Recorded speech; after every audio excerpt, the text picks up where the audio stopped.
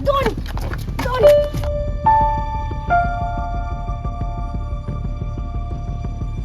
Sir Vergüenza! Ikulong niyo ang demonyong to! Ikaw ang demonyo!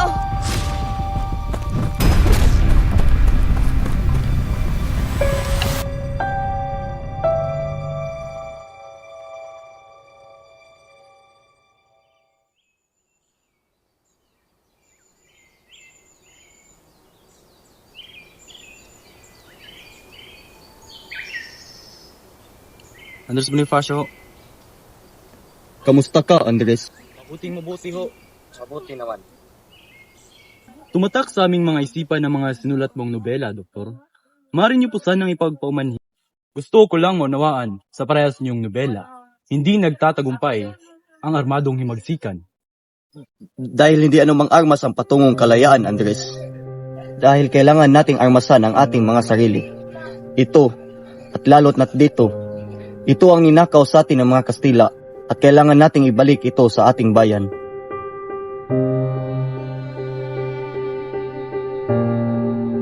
Hoy, Iho! Saan ka pupunta? Sa Dula.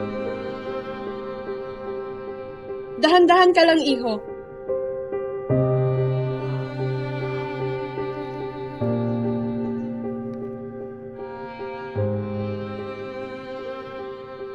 Tunay nga.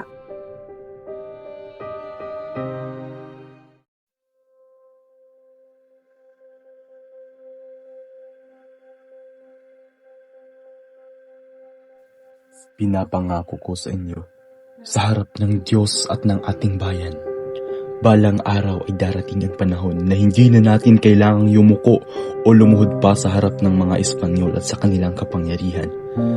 Hindi na tayo magiging alipin pa ng kanilang mga batas at hindi na tayo matatakot pa sa kanilang mga sandata at parusa. Andres! Andres! Masamang balita na pag-alaman ng mga Kastila, dinakip si Jose Rizal. Dinakip na nila si Rizal. Paano na ang naliga? Hindi man lamang dakpin din ang mga sumusuporta dito. Hindi! Hindi tayo makukulong. Lalaban tayo kung kinakailangan.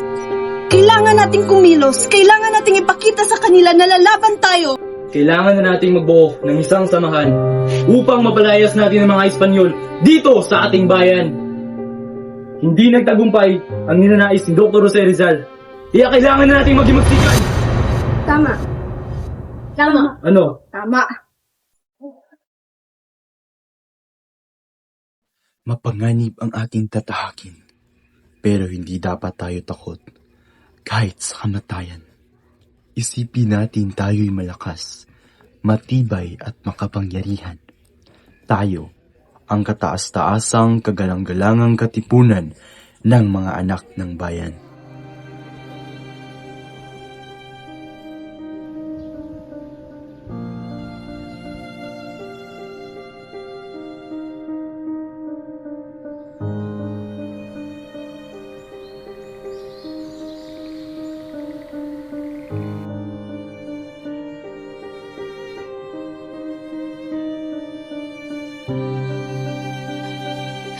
Padre, parang awan niyo na po. May sakit po ang aking anak. Kung maaari po sana makuha na namin ang aking sahod. Awa? Parang awan niyo na po, Padre. May sakit po ang aking anak. Dami mo pang sinasabi? Sinvergüenza! Ikulong niyo ang demonyong to! Ikaw ang demonyo!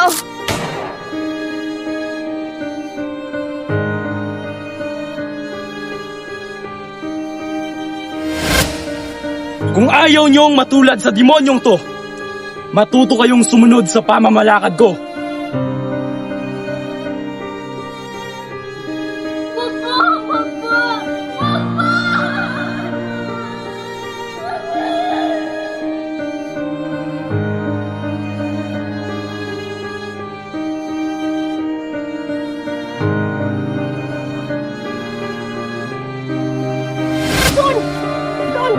Bilis! Bilis! Doon! Bilis! Doon!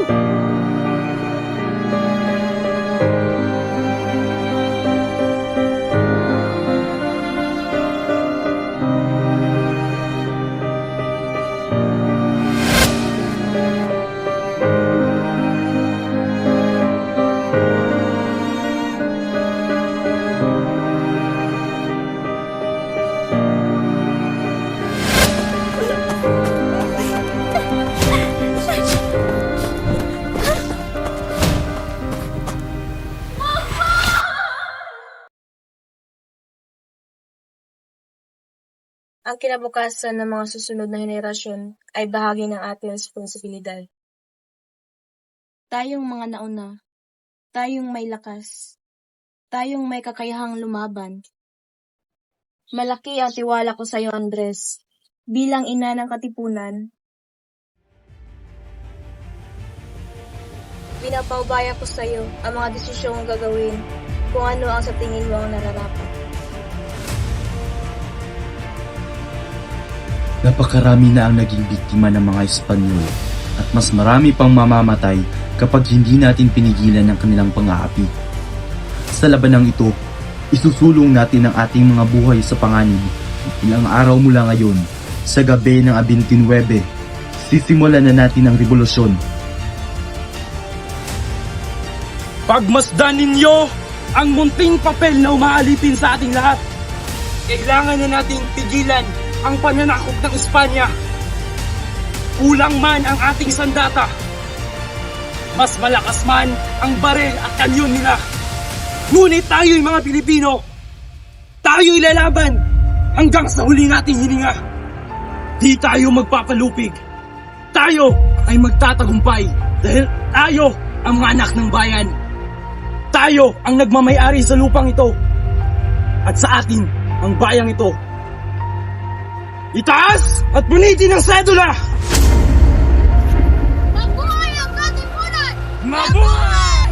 Mabuhay ang katipunan! Mabuhay!